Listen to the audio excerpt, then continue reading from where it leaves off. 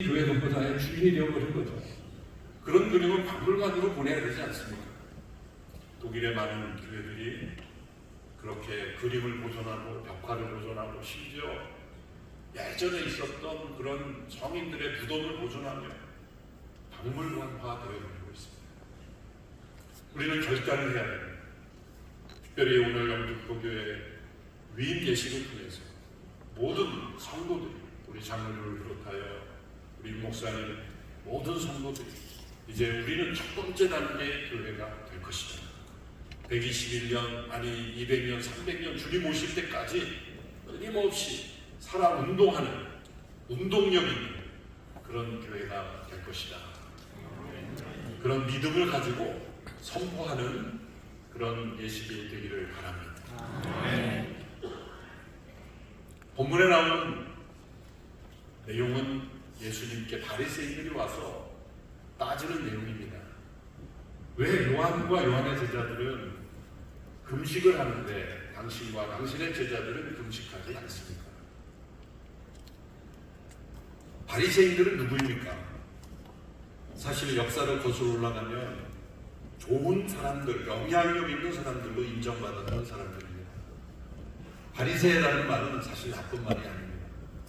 오늘 이 시대에 바리새인이라고 하면 위선과 외식주의자들로 그렇게 낙인이 찍혔지만 원래 바리새라는 말은 구별된 사람들이라는 좋은 뜻입니다. 그러므로 바리새인이라고 불리는 것은 좋은 의미로, 칭찬으로, 존경의 대상으로 불리랬던 이름입니다. 왜 그 그룹들이 예수님 당시의 유대 사회를 가장 좌지우지하는 영향력 있는 그룹이 되었을까요? 그들의 영향력이 컸기 때문입니다. 바리새인들의 기원을 거슬러 올라가 보면 이스라엘 백성들이 바벨론 포로로 잡혀가고 예루살렘 성전이 무너지고 그들의 신앙의 기반이 되었던 성전이 다 회파되고 그들이 하나님과의 관계를 유지할 수 있는 것은 율법밖에 없었습니다. 그 하나님의 율법을 연구해서 자신이 먼저 행하고 다른 사람들에게 가르치는 일에 헌신하는 사람들이 남았습니다. 모두가 다 각자 살기에 바빴던 때 포로로 잡혀갔으니 그 땅에 정착하기 위해서 얼마나 힘들었겠습니까? 그런데 자신의 삶보다는 하나님의 율법을 통해 하나님과의 관계를 유지하는 일에 최우선순위를 두었던 이들이 나타났습니다. 그 유명한 이름이 에스라 같은 학사 에스라죠. 에스라가 바리새인의 기원이라고 볼 수 있는 거죠. 하나님의 율법을 연구하고 준행하고 가르치기로 결심하고 행하였던, 그래서 바벨론 포로로 돌아왔을 때 그 에스라와 같은 사람들이 유대 사회를 이끌었던 것이죠. 그리고 예수님 당시에는 사회의 지도층이 되었던 겁니다. 바리새인 같은 사람이 나왔을 때 많은 사람들이 호응했고 영향을 받고 존경받았는데 시간이 흘러갈수록 이 바리새인 그룹들이 외식과 위선의 대명사처럼 되어버리는 불행한 일들이 생겨났던 것입니다. 바로 그들이 예수님을 지금 공격하는 것입니다. 금식의 문제를 가지고 공격합니다. 이스라엘은 오랫동안 금식을 해왔습니다. 1년에 2차례 나라별로 한 5월과 7월에 국가적인 금식도 있었지만 바리새인들은 거기에 그치지 않고 일주일에 2번씩 금식일을 정했습니다. 사람들이 오가는 거리에서 찢어진 옷을 입고 죄를 뒤집어 쓰고 나 금식합니다 라고 표시를 하며 금식했습니다. 바로 그런 금식을 왜 안 하느냐라고 예수님께 도전하고 있는 겁니다. 예수님이 금식을 안 하겠습니까? 예수님은 금식하셨습니다. 산상수훈에서 예수님은 너희는 사람에게 보이려고 금식하지 말고 머리에 기름을 바르고 옷을 깨끗하게 입고 금식하라. 진정한 금식은 하나님 앞에 은밀하게 하는 것이다. 예수님은 말씀하신 대로 은밀하게 금식하셨기 때문에 다른 사람이 볼 때는 금식하지 않는 것처럼 보였을지 모릅니다. 때로는 제자들도 알지 못하게 금식하셨을 겁니다. 그런데 드러내 보이는 그런 금식을 왜 하지 않느냐는 이 바리새인들의 질문에 오늘 예수님께서 중요한 교훈을 주시고 계십니다. 그것은 왜 이렇게 영향을 미치는 영적인 운동으로 시작하였던 그러한 공동체가 시간이 흘러갈수록 점점 굳어져 가는가, 영향력이 없어져 가는가, 운동력이 상실해 가는가. 그래서 결국 박물관처럼 되어버린 나를 바리새인들의 문제를 통해 가르쳐 주시는 겁니다. 바리새인들에게 주신 이 교훈은 오늘날 우리 시대 한국교회, 저와 여러분이 섬기는 교회에 또 우리 자신에게 주시는 너무나 중요한 교훈입니다. 우리 영등포교회 성도님들을 바리새인과 그렇게 정죄하는 것이 아니니까 오해하지 마시기 바랍니다. 여기까지만 듣고 주무시면 우리가 바리새인인가 이렇게 끝나버리니까 끝까지 힘을 다해서 경청해 주시기 바랍니다. 한국교회가 영적인 운동력을 잃어버리는 것은 어느 교회는 마찬가지예요. 바리새인 형상입니다. 우리 개인의 신앙도 마찬가지입니다. 바리새 현상입니다. 예수님께서 지금 세 가지 비유를, 우리가 짧은 말씀을 읽었지만 세 개의 비유를 연속해서 지금 주고 계십니다. 예수님께서 복음서에서 동일한 교훈을 주시려고 세 개의 비유를 연속해서 주시는 경우는 딱 두 번입니다. 누가복음 15장에서 잃어버린 양, 잃어버린 드라크마, 또 집을 나간 아들을 통해서 잃어버린 영혼을 구원하시는 하나님 아버지의 마음을 설명하실 때 세 개의 비유를 연속해서 주신 적이 있습니다. 또 다른 케이스가 오늘 본문입니다. 지금 바리새인들이 과거에는 존경받고 또 사람들이 본받고 싶었던 그러한 공동체였던 사람들이 이제는 외식과 위선의 대명사가 되어버린 그 문제를 지적하시는 가운데 예수님이 세 가지의 비유를 연속해서 들고 계십니다. 첫 번째 비유는 결혼의 비유입니다. 결혼은 신랑이 함께 있을 때 금식할 수 있느냐, 그러나 신랑이 잃어버릴 때가 있으니 그때는 금식할 것입니다. 자, 왜 금식하지 않느냐는 질문에 금식으로 답변하셨죠? 예수님 뭐라고 답변했습니까?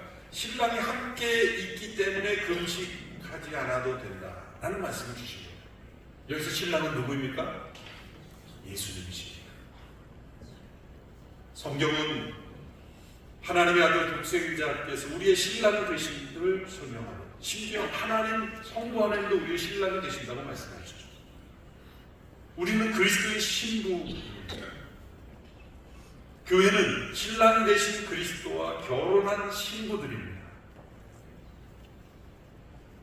그래서 세례 요한이 이제 제자들과 함께 있을 때 제자들이 질투가 나서 세례 요한에게 이렇게 건의하죠.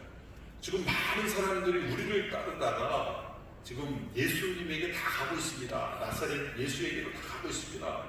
그것은 질투에서 일어난 것이죠. 지금 우리를 따르던 이들이 안 오니까 섭섭한 겁니다. 세례 요한에게 그런 얘기를 하니까 요한이 뭐라 그랬습니다. 내가 뭐라 그랬느냐? 내가 그리스도가 아니다. 나는 그분의 길을 얘기하는 자고 나는 신랑의 들러리다. 신랑의 친구다. 신부가 신랑을 만나는 것으로 인하여 나는 기쁨이 충만하다. 그는 흥하여야 하겠고 나는 취하여야 하리라. 너무나 중요한 말씀이죠. 여러분, 결혼식에 신랑의 친구로서 들러리 신랑 주변에서 돕기도 하고 또 그렇게 신랑을 돋보이게 하기 위해 신랑 친구들이 있는 것인데 신랑보다 더 멋있게 치장하고 더 드러나게 그렇게 티내면서 있으면 안 되는 거 아니에요. 그날은 신랑이 가장 멋지게 돋보이게 해야 되는 것이고 또 신부가 신랑을 만나 기뻐하고 있는데 만일 그 신랑의 친구가 질투하고 있다면 뭔가 문제가 있는 거죠. 아니 신랑 신부가 지금 기뻐하고 있는데 질투한다면 뭔가 문제가 있는 사람인 거죠. 지금 예수님이 그 결혼의 비유를 통해 중요한 교훈을 주고 계십니다. 바리새인들은 그들이 오랫동안 역사적으로 금식을 전통적으로 해왔지만 이제 그들이 금식했던 이유는 끝났다. 왜? 신랑 대신 예수님이 오셨기 때문이다. 우리를 구원하시고 우리를 구속하시는 남편 되시는 그리스도가 왔기 때문에 이제 구원자를 갈망하는 금식의 시대는 끝난 것이다. 도리어 이제는 기뻐해야 되는 것이다. 이제는 축제를 해야 되고 기쁨의 잔치를 베풀어야 되는 것이다. 그러나 뭐 금식할 때가 있으니 그것은 신랑을 빼앗길 때, 그것은 신랑의 임재가 느껴지지 않을 때, 신랑의 임재가 없을 때 그때는 금식해야 될 것이다 라고 말씀하시고 새로운 시대가 왔다. 신랑 되신 그리스도가 오심으로 구원의 시대가 도래했고 하나님 나라가 임하였다. 그러므로 이제는 바리새인들이 추구하는 금식의 시대는 끝났다. 율법은 폐하여졌다. 옛 언약의 시대는 끝났다. 이제는 하나님의 나라가 임했으며 새 언약의 시대가 찾아왔다. 이제는 기쁨의 시대가 온 것이다. 여러분, 결혼식에서만큼은 모두가 기뻐하지 않습니까? 그래서 결혼식에서만큼은 평소보다는 조금 좋은 음식을 준비하지 않습니까? 신랑과 신부가 평소보다는 조금 더 좋은 옷으로 조금 더 화장을 진하게 하지 않습니까? 결혼식에서 신부가 화장을 진하게 했다고 야단치는 사람이 있습니까? 물론 어떤 분은 너무 심하게 해서 원래 얼굴을 못 알아보게 하는 분이 있을지 모르겠지만, 그렇더라도 결혼식에서는 신랑과 신부가 서로 결혼하는 그 기쁨을 함께 축복하기 위해 결혼을 존재합니다. 여러분이 이제 본당에서 예식을, 결혼식을 마치고 식당에 내려갔는데 이런 문구가 써있다고 생각해 보십시오. 오늘은 금식입니다. 이건 어울리지 않는 거죠. 제가 참석하는 결혼식에서 가장 비참한 결혼식은 한 번 있었어요. 그것은 어디 교회에서 했는데 결혼식을 마치고 식당에 내려가니까 신부 아버님이 서가지고 도시락을 뒤에 쌓아놓고 하나씩 나눠주는데 이 사람이 두 번 먹나 이렇게 출석 부르듯이 체크하듯이 도시락 하나씩 나눠주는데 타객들이 줄을 서서 그 도시락을 줄을 서면서 저걸 먹어야 되나 먹어야 되나 너무나 인색한, 그냥 식당에 펼쳐놓고 드시게 되는데 하나라도 누가 두 번 먹을까봐 이 결혼의 기쁨을 다 망가뜨리는 모습이죠. 제가 왜 이 말씀을 드립니까? 제가 미국에서 목회할 때 재직주에서 오는 집사님들끼리 그냥 아웃다운하는 분들이 있어요. 근데 교회 밖에서 예식장에서 결혼식을 할 때 두 분이 로비에서 이렇게 만나. 저는 긴장했어요. 두 분 정말 앙숙인 두 분이 만났으니 좀 긴장이 되겠다는, 너무 반갑게 싸게 인사하고. 그래서 그동안 무슨 파일을 하셨나 저는 좀 긴장했어요. 근데 결혼식 끝나고 다음에 재직 때 또 싸우면서. 근데 그 다음번에 또 다른 결혼식인데 또 반갑게 인사해요. 그래서 제가 헷갈려서 곰곰이 생각했어요. 저분들이 결혼식에만 오면 저렇게 반갑게 친한 척 인사하는데 교회에 오면은 늘 싸우는 왜 그럴까요? 그래도 결혼식인데 우리가 그 결혼의 분위기를 깨트리면 안 된다는 생각에서 좀 노력하는 거예요. 그런데 교회에서는 왜 싸우냐 이거죠. 교회는 그리스도와 결혼한 신부들의 예배 아닙니까? 신랑 되신 예수님을 만나는 결혼의 기쁨이 교회의 운동력이에요. 신랑 되신 그리스도를 전해서 또 다른 그리스도의 신부가 신랑 되신 그리스도를 만나는 기쁨을 신랑의 친구들이 누리는 것이 바로 교회의 운동력이에요. 여러분이 운동력이 없으면 교회는 2단계, 3단계로 흘러가 버리고 맙니다. 제가 작년에 저희 교회에서 우리 유주 목사님처럼 사역하다가 지방에 담임 목사로 가신 분을 정말 올해 거의 10년 만에 이렇게 가서 한 번 저녁 집회를 한 적이 있습니다. 그 목사님이 저하고 단둘이 식사를 하면서 하고 싶은 얘기가 많은데 둘이 식사하고 싶다 그래서 아무도 옆에 안 앉고 같이 식사를 하는데 이런저런 얘기를 털어놓는 가운데 저에게 그런 말을 하더라고요. 목사님, 제가 오자마자 어느 교회 오래되신, 가장 오래되신 분이 찾아오셔서 하시는 말씀이 있었습니다. 뭔데요? 그랬더니 목사님 그 교회도 굉장히 오래된 교회거든요. 오래된 그 역사 속에 많은 목회자님들을 경험했는데 한결같이 이 세 가지를 강조하던데 저는 이 세 가지가 정말 못마땅합니다. 그 세 가지가 뭔데요? 첫째, 땅끝. 모든 목사님이 땅끝을 향해 가야 된다 그러는데 가보지도 않은 땅끝을 왜 그렇게 강조하는지, 선교를 강조하는 못마땅하다는 거예요. 우리 집 마당이나 좀 잘 챙기면 좋겠는데 자꾸 땅끝 얘기해서 못마땅하죠. 두 번째는 차세대. 우리 같은 9세대가 얼마나 많이 헌신을 했는데 차세대만 강조하는 못마땅하다는 거예요. 우리 어른들을 보면. 세 번째는 새신자. 모든 목사님들이 새신자만 왔다 그러면 그냥 양말처럼 뛰어나가듯 하시는데 우리 같은 구신자는 어떡하냐고. 새신자만 그렇게 얘기합니까? 이 세 가지 정말 못마땅합니다. 여러분 어떻습니까? 이 세 가지가 마음에 듭니까? 마음에 안 듭니까? 마음에 안 드신다고요? 여러분 설교 마치고 그냥 내려가세요. 땅끝과 차세대와 새신자, 이 세 단어가 기쁨을 주는 단어입니까? 아니면 부담을 주는 단어입니까? 불안합니다. 저도 미국에서 목회하면서 어느 오래된 안수집사분이 찾아오셔서 하도 정색을 하면서 그런 얘기하는 걸 들었어요. 저 목회하던 교회도 새신자가 늘어나고 부흥하는데 저한테 이런 얘기를, 목사님 저 세 가지 많이 오는 거 원치 않습니다. 주차할 데도 없고 피곤합니다. 그런 얘기를 해서 뭐라고 답변해야 될지. 이것은 자기도 모르게 걸리는 바리새인. 우리 영등포 교회는 앞으로 땅끝과 차세대와 새가족을 그리스도의 친구로서 신랑 되신 그리스도께로 인도하는 그 기쁨이 세례요한처럼 충만할 때 영등포 교회는 운동력 있는 교회가 될 줄로 믿습니다. 사실 이거 하나만 살아있으면 하나님은 영등포 교회를 반드시 귀하게 쓰시고 더 귀하게 쓰실 줄로 믿습니다. 예배란 신랑과 신부가 만나는 결혼의 축제입니다. 결혼식에서는 조금 실수해도 다 이해합니다. 다 이해하죠. 작은 실수 갖고 그렇게 시비 걸지 않습니다.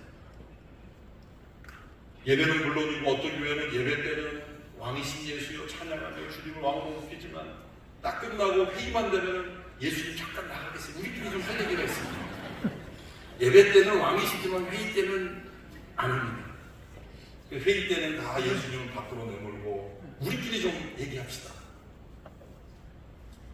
신랑 되신 예수님을 만난 기쁨, 그분을 전하는 이 기쁨의 운동, 그 정도 보기에는 이렇게 정말 멋진, 보니까 우리 이천동의 서빙고 예배당으로 훨씬 더 훌륭한 예배당 아닙니까?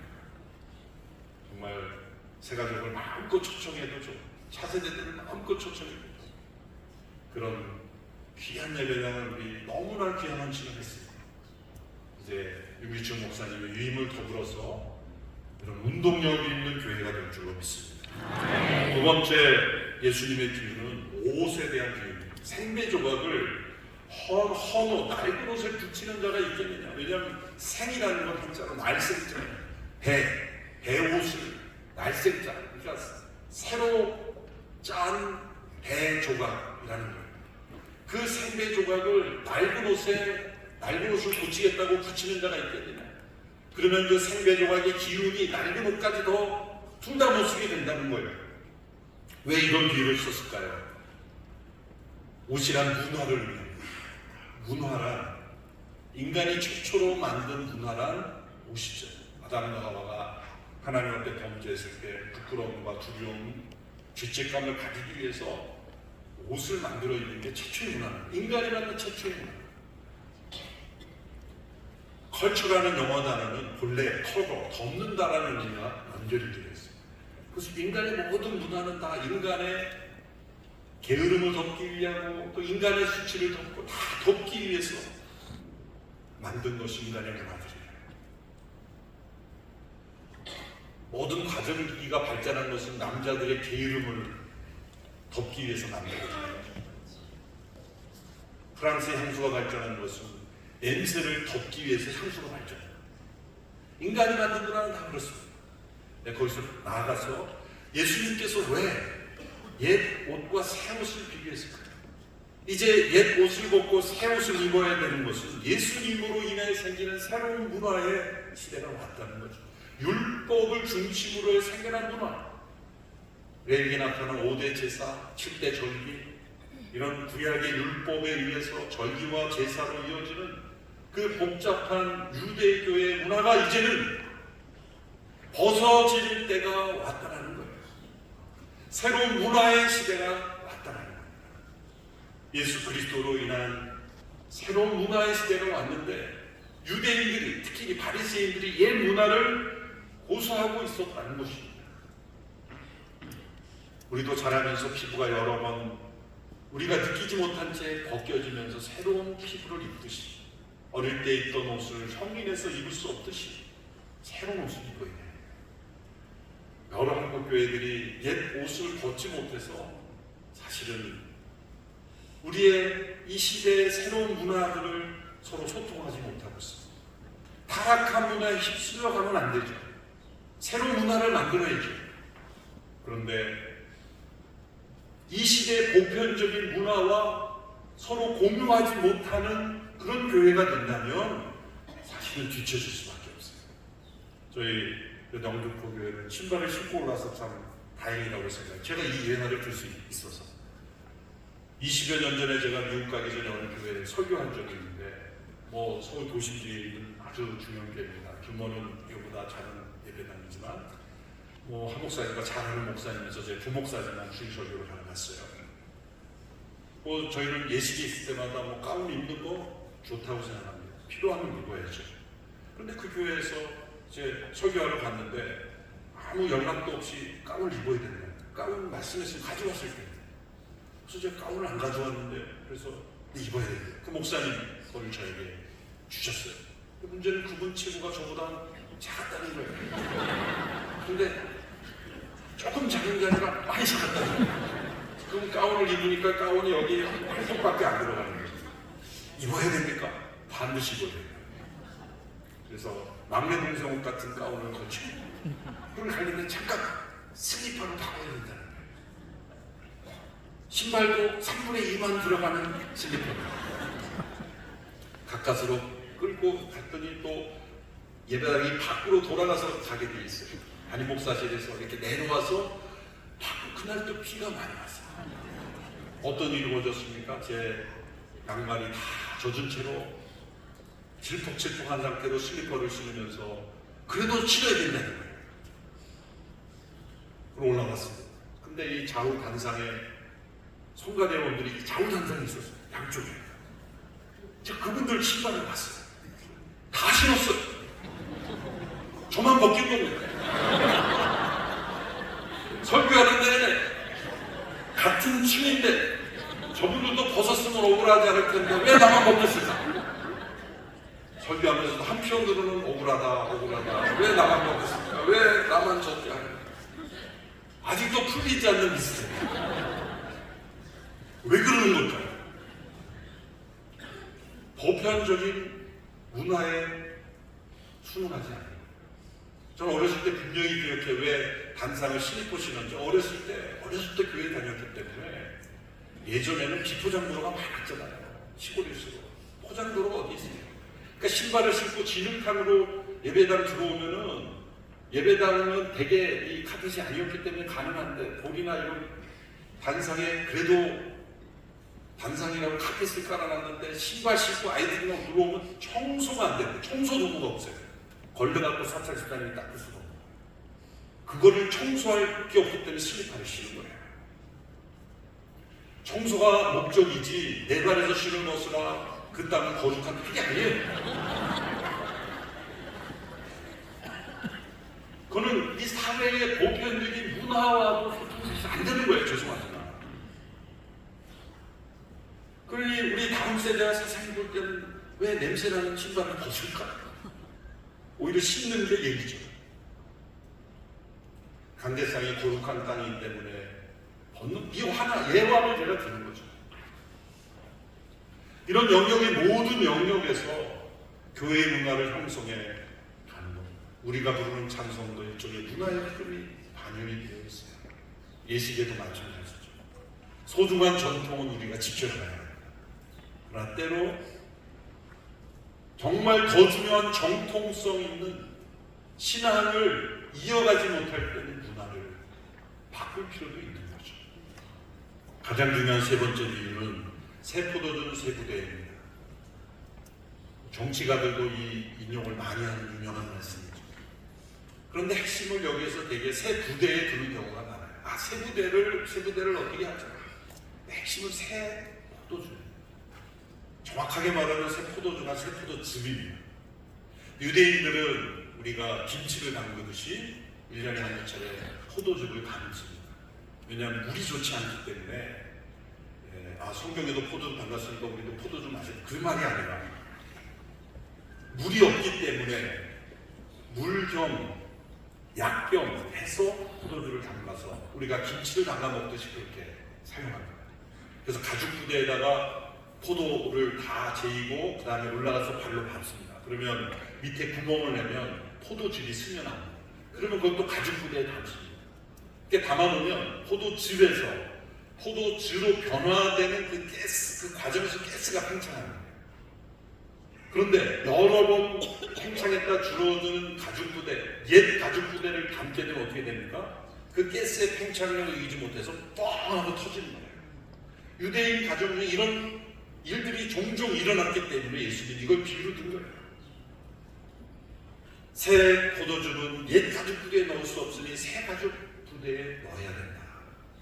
무엇을 말씀하는 걸까요? 지금 바리새인들이 유지해왔던 모든 전통들은 옛 가죽 부대에 속합니다. 새 포도주는 예수 그리스도, 더 나아가 성령님의 임재를 뜻합니다. 오순절 성령님이 임했으니 이제는 옛 가죽 부대는 터져버릴 수밖에 없는 거예요. 어떤 의미에서 이 말씀은 교회의 옛 가죽 부대 같으면 터져버려야 되는 거예요. 터져버려야 되는 거예요. 성령님이 임재하면 옛 습관, 그리고 우리가 오랫동안 이건 아닌다라고 생각했지만 버려도 되는 것은 다 터져버리는 일, 그게 새 가죽 부대를 잇는 일입니다. 새 포도주가 중요한 거예요. 그것은 성령의 임재입니다. 우리 영등포교회가 이제 성령의 임재를 더 간절히 사모하는 교회가 되기를 바랍니다. 신랑 되신 예수 그리스도를 기뻐하며 이제 성령의 임재를 사모하는 교회가 될 때 곳곳에서 옛 가죽 부대가 터지는 일이 날 거예요. 개인적으로도 옛 가죽 부대가 터지고 교회적으로도 옛 가죽 부대가 터지는 거예요. 이제 우리 이거 이렇게 안 해도 됩니다. 우리는 새롭게 할 수 있습니다. 부서별로 새로운 가죽 부대를 준비하는 일이 있는 거예요. 새로운 임 목사님이 이렇게 저렇게 하라 이게 아니래요. 모든 성도들이 성령의 충만함을 받으면 스스로 새 가죽 부대를 변하는 거예요. 이제 우리는 그렇게 안 해도 됩니다. 우리는 새 가죽 부대를 만들 겁니다.